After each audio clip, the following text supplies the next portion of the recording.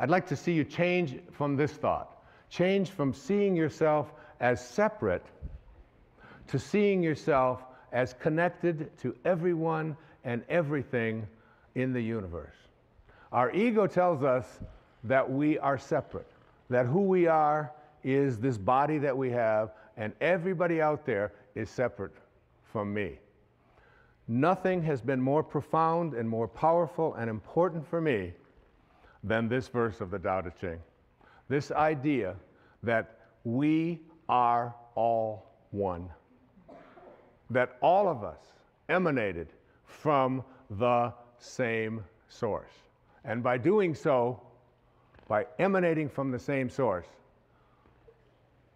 we need to see ourselves as connected to every single being, every single person, every single flower, every single tree, every single animal. If you can see yourself in everyone, we're all connected. It makes about as much sense to me to have a smoking section in a restaurant as it does to have a peeing section in a swimming pool, right?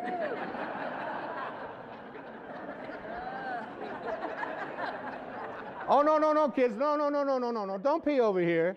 We pee over here. Does that make any sense? The Native Americans, one of my favorite quotes, I've used it many, many times. The Native Americans would say, "No tree has branches so foolish as to fight among themselves." No tree has branches so foolish as to fight among themselves. We are all branches on a tree called humanity.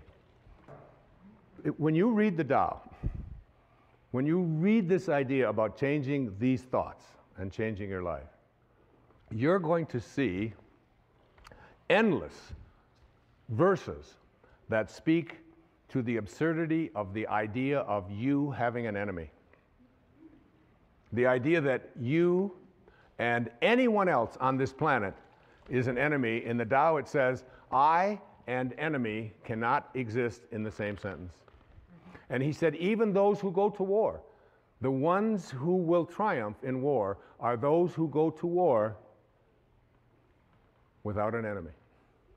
And they will treat every victory in war not as something to celebrate, but as a funeral, as an indication that we haven't reached the highest place within ourselves to see that even those people that we judge to be our enemy are really connected to us.